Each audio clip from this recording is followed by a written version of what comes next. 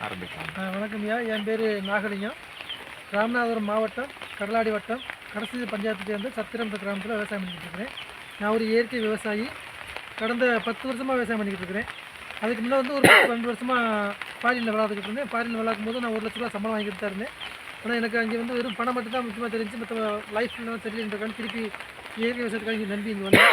அங்கே இருக்கும்போதே இந்த பசங்களோட ஒரு புத்தகத்தை நான் பார்த்து படித்து எனக்கு இந்த விவசாயத்து மேலே ஒரு ஈர்ப்பு வந்துருச்சு.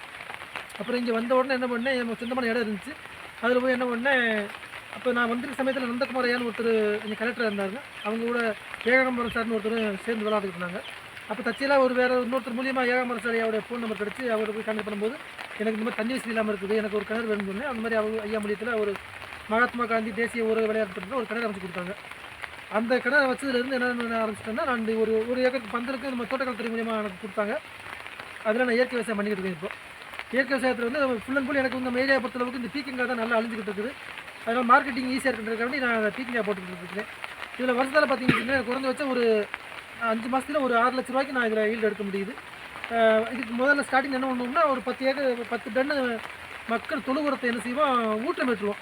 இந்த அஜோஸ்பைரில் பாஸ்மதியா, சூடமோனஸ், விருடி, வேப்ப புண்ணாக்கு, கடல புண்ணாக்கு இதெல்லாம் போட்டு ஒரு 10 நாளைக்கு அப்படியே பரப்பி விட்டு தண்ணி 1 நாளைக்கு 2 நாளைக்கு தண்ணியை விட்டு திருப்பி அதை கொண்டு போய் இன்புட்டாக கீழே போட்டு விட்டுட்டு உழுதுட்டு அதை அப்படியே திருப்பி என்ன செய்வோம், அதில் கண்டை உண்ட ஆரம்பிச்சிடுவோம்.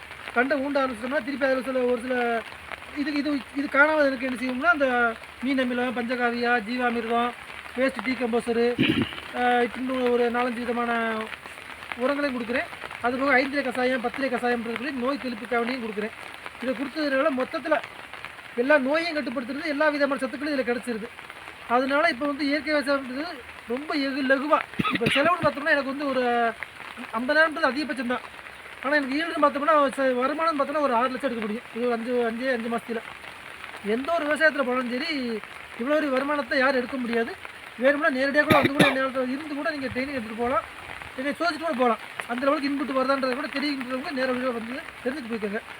அதனால் விவசாயம் பண்ண நினைக்கிறவங்க வந்து இயற்கை விவசாயத்துக்கு வந்து அதுலேயும் இந்த நெல் மற்ற அதில் வருமானம் அதிகமாக கிடைக்காது. இந்த தோட்டக்கலை பொறுத்தவரையில் வந்து பயிர்களில் வந்து எல்லா இதில் காசு நல்ல வருமானம் அதிகமாக கிடைக்கும்.